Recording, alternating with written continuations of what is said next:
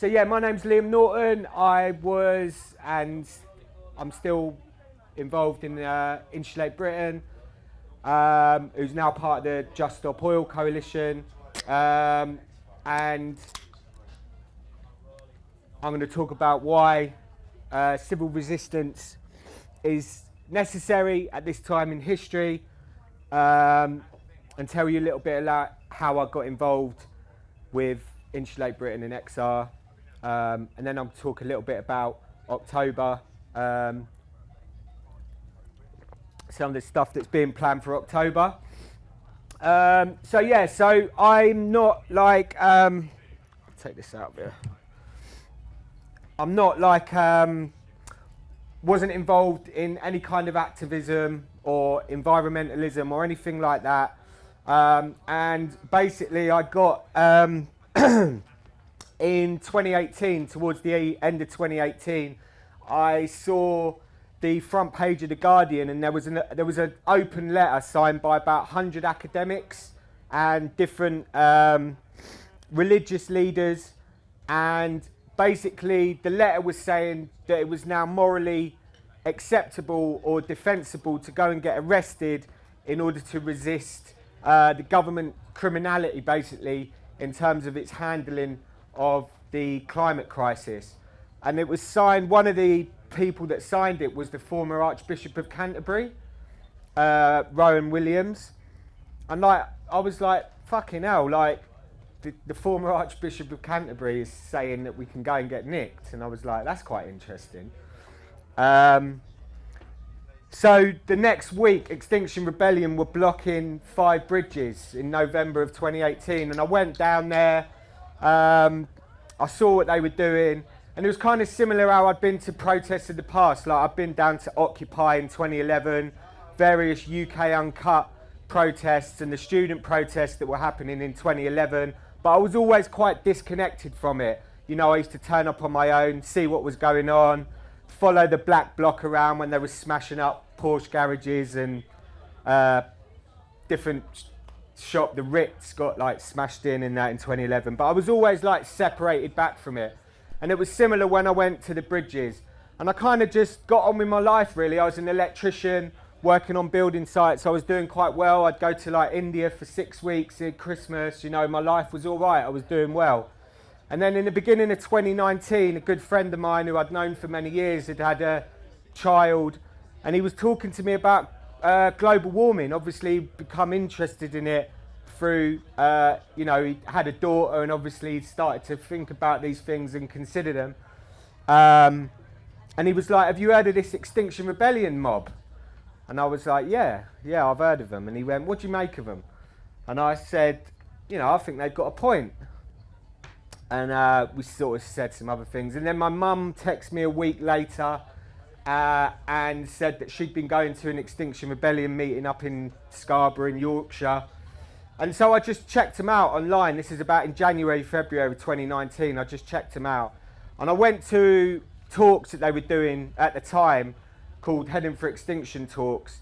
And I went and I was really fucking blown away by how bad, how fucked up the state of the climate was. And what I was even more shocked about was, like, I like to think of myself as reasonably intelligent, somebody who investigates what's going on in the world, and I was completely stunned as to the extent of how bad the crisis was and how it wasn't being communicated properly to the general public, so that they didn't really understand or have an awareness about how deep this would affect us as human beings.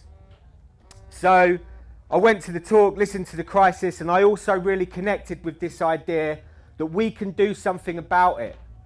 That citizens have the ability, when they come together en masse to go and resist something, they have this unimaginable amount of power when they act collectively in one point in time and space. And so I immediately signed up to get arrested. I was willing to risk prison. I was like, basically, sign me up. I'll go and do anything. I'll stand on tube trains. I'll do whatever for this April rebellion. and that was it really. That was then my sort of process of being involved with Extinction Rebellion, doing various things, and I kind of like really connected with this idea that April in London in 2019, I kind of witnessed the power of non-violent civil resistance when it's done by thousands of people at the same time. There's a magic that is created through civil resistance and protest in that way, where you can really change the conversation, and the Overton window shift really moved after April 2019, after Extinction Rebellion and the school strikes, and it completely shifted the idea of climate in our society. It became, you know, a thing that people talked about. Insulate Britain. One of the things as well in the talk that I sort of learnt about, there's some killer facts obviously. I mean, it's becoming easier and easier to convince people about the reality of climate change, and you need to do it less and less with scientific papers. We had 40 degrees in the south of England just a week or two ago. We've got another heat wave now. We've got millions of people in the country who are being told that they need to limit their access to water. That's going on right now. We've got the fire brigade on site here, that they've been told they have to come here because they're people that are running the festival are worried about wildfires on the festival site. So we can see it.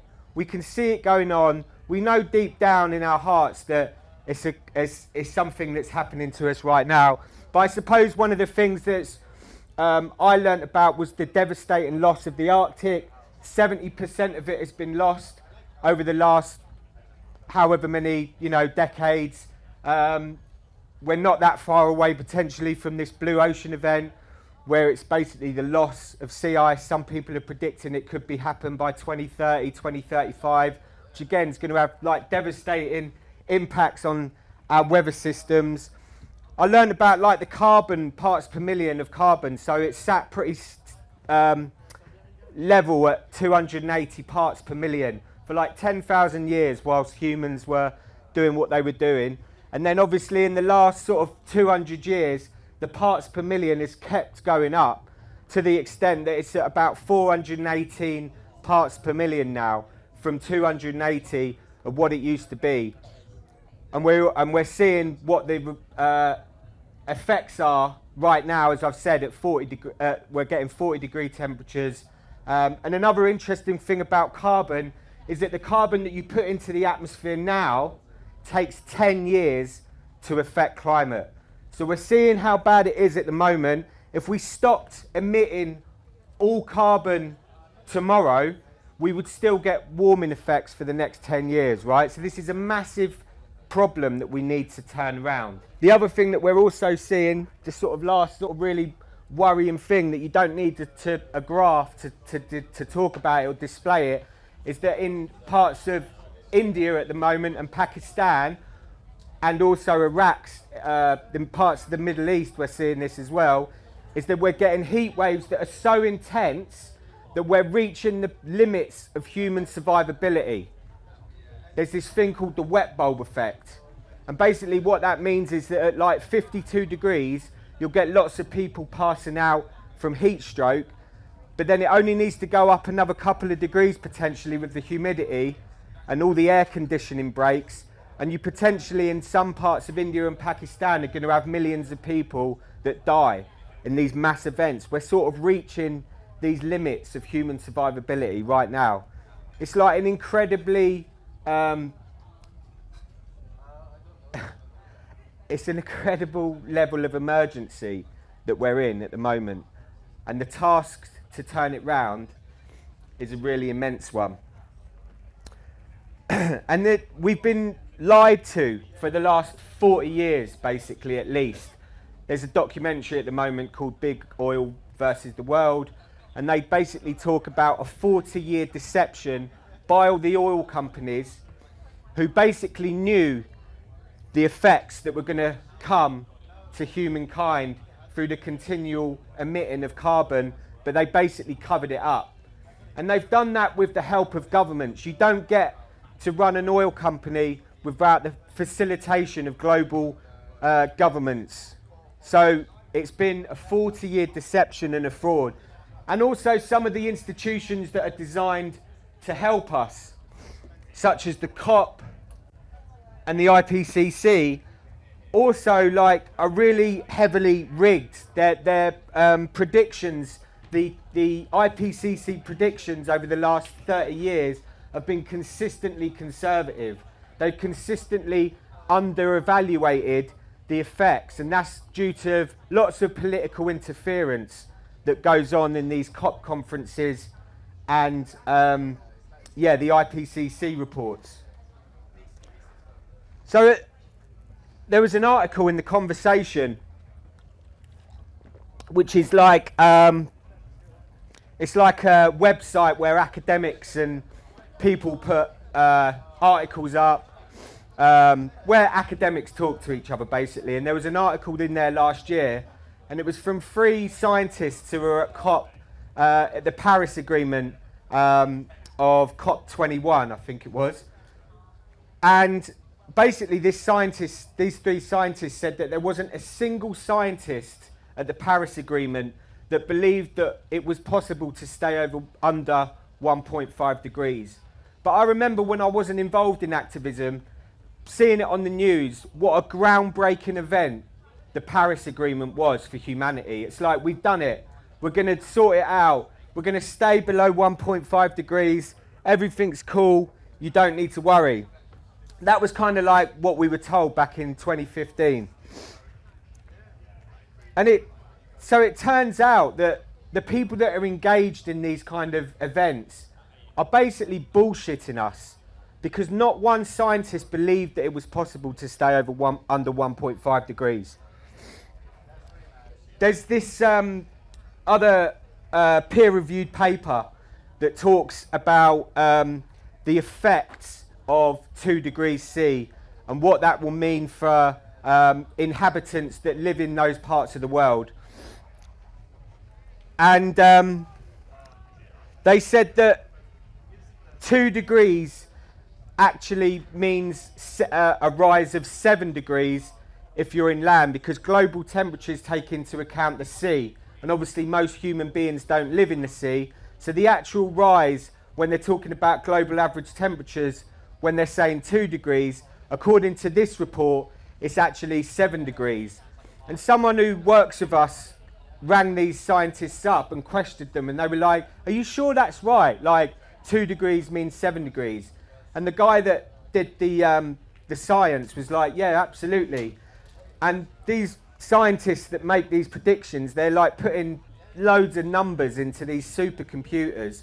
And when they originally got that result, that 2 degrees meant 7 degrees, they spent another 2 years redoing the numbers because they were so shocked about the 7 degree number that they got out. Lots of people have criticised this study and said that it's like a worst case scenario kind of scientific paper. But we have to look at, there's Sir James Bevan, who's the chief executive of the Environment Agency here in the UK, and he's gone on record numerous times in saying that we're currently witnessing worst case scenarios in extreme weather events consistently here in the UK. That's what we're seeing now in these heat waves at the moment. There was a thing that it said, the weather person who did the heat wave prediction a couple of weeks ago, that was actually a prediction that they gave for 2050. And we're experiencing that now in 2022. So, obviously there's lots of dishonesty going on. One bit of this paper as well is it talks about what happens at 2 degrees. And it says that 1 billion people will be displaced and on the move. That's 1,000 million people displaced and on the move. It's like an unimaginable number. We saw how difficult it was during the Syrian crisis in terms of people being forced to move from their homes, and the horror that we saw in terms of loss of life. That was 10 million people. So it's Syria times 100. once we get to 2 degrees C. That's what we're looking at, which looks fairly strong possibility that those kinds of temperatures are locked in because we're not doing enough to stop it.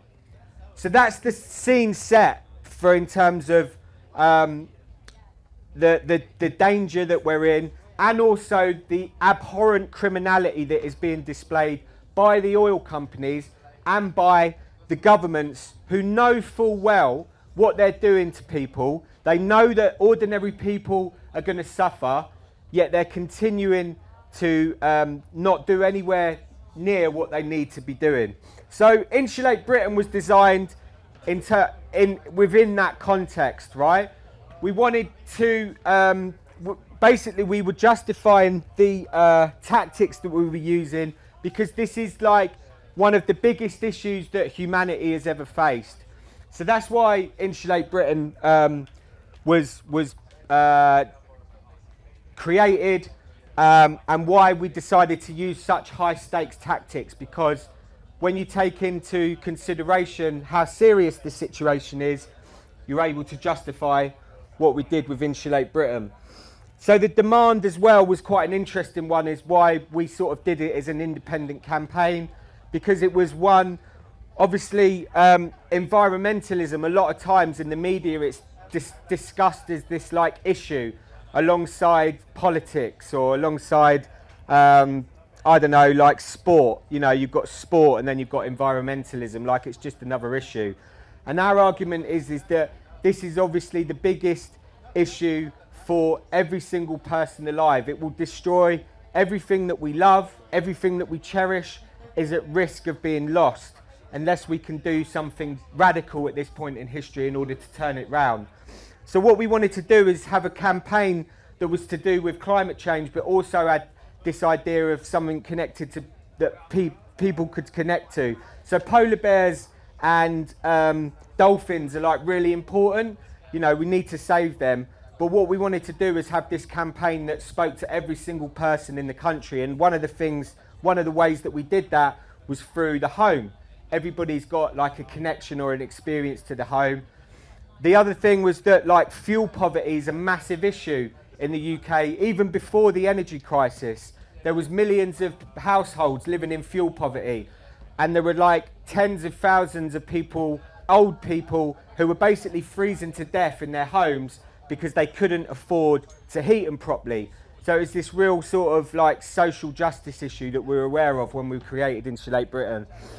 And the other thing is that we wanted to we did want to speak to conservatives and people that might not necessarily be on the left. And what we would get through Insulating Britain would be hundreds of thousands of meaningful, proper jobs, you know, things for people to do. So we were saying to, you know, that this was actually, yeah, it's going to cost money, but it's this real investment in our country and in our society in terms of it being a good thing to do. We also had this, we chose the M25. We were quite inspired by the Freedom Riders campaign during the civil rights movement in America during the 60s.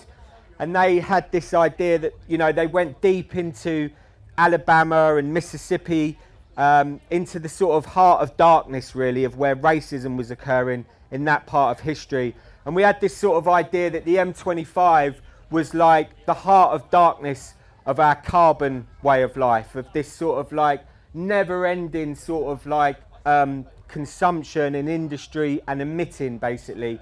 And it was going right into this, and it also has this symbolic thing about the M25 in terms of it being you know, the busiest motorway in England and all these kinds of things. So it's a really transgressive, shocking place to go. So just a little bit on, yeah, so just, I suppose what we were trying to do with Insulate Britain was this idea of civil resistance, which is that you don't just stand to the side of the road and wave a placard, but you do actually go and cause material costs and material disruption to your opponent. So the M25 is a huge piece of national infrastructure, and when you block it, it costs the system millions and millions and millions of pounds, right, when you're blocking it effectively. So the idea is that enough people can block it for long enough that you're forced into a position to be able to negotiate with the government on your demand. Now, the truth is that we didn't really achieve that with Insulate Britain because we didn't really have the numbers of people. But what we did do is we proved basically there was 174 people that got arrested during the Insulate Britain campaign, a really tiny number of people compared to the millions in the country. In 2 weeks, we went from 0% of the country knowing us to 80% of the UK public knowing who Insulate Britain were and what we were about. Not NGOs and campaigning groups would absolutely dream of figures like that and being able to get your message out to the public. There has been sort of really positive effects from what we did. During the campaign, Labour announced that they were going to do a mass housing insulation programme. It's completely, Roger Harrabin, who's the environment editor for the BBC, said that Insulate Britain had done more in 3 weeks than he'd managed in 30 years in trying to talk about insulation and retrofit as an issue that needed to be solved. So it just showed that we showed the power of civil resistance with such a small number of people, what you can do.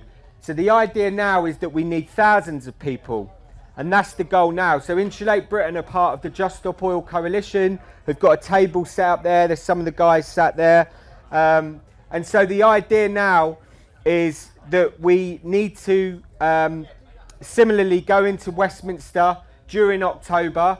There's the woman that was speaking before. There's this huge wave of resistance. There's a spirit of it that's going on in the country at the moment. You can see it with the RMT, right? And the RMT got lots of the similar media sort of responses as Insulate Britain. Loads of the ways that the media spoke about Insulate Britain. You're selfish, you're irresponsible, all these kinds of things. You're stopping people get to work, but it's not working.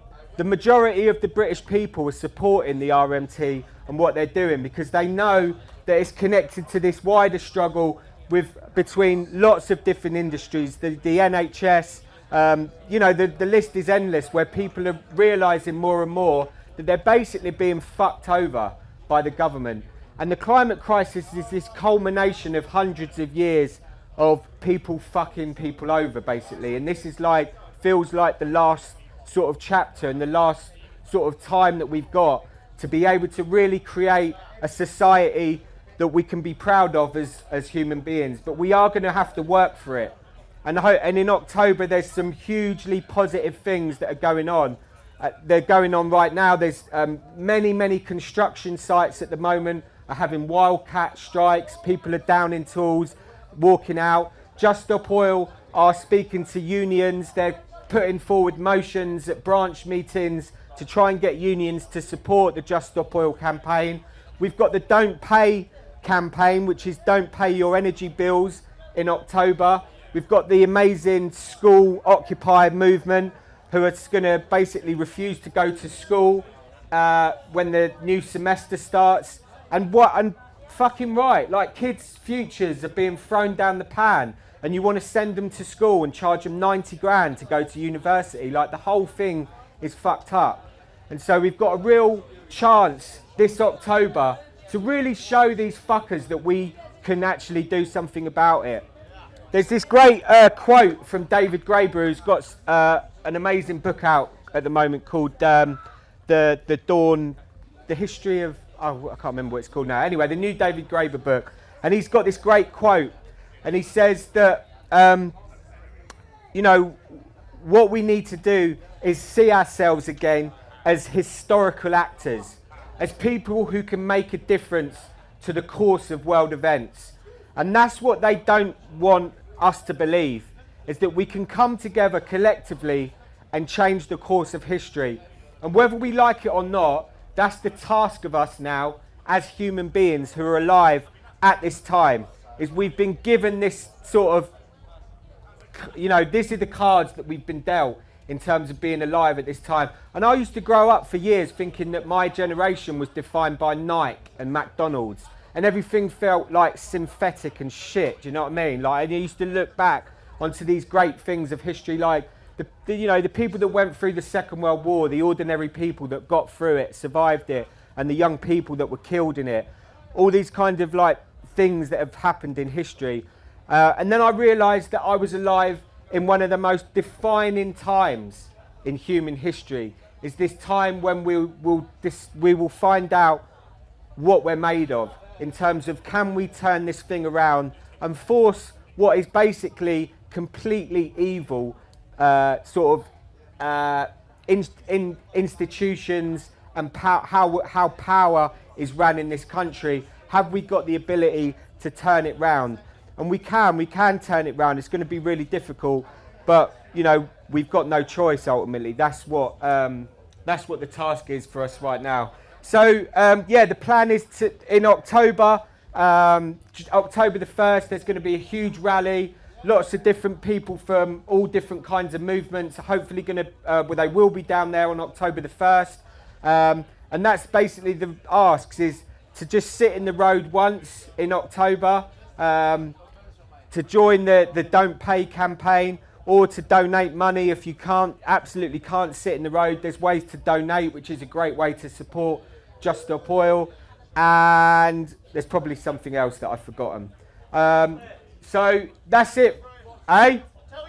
Tell your friends. So there's the Just Stop Oil crew handing out flyers.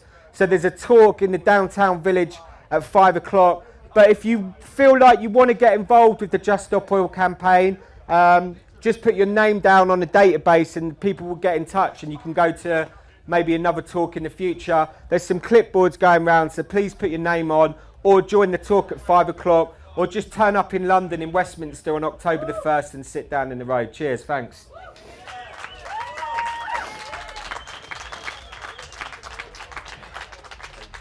Cheers, brother. Nice one.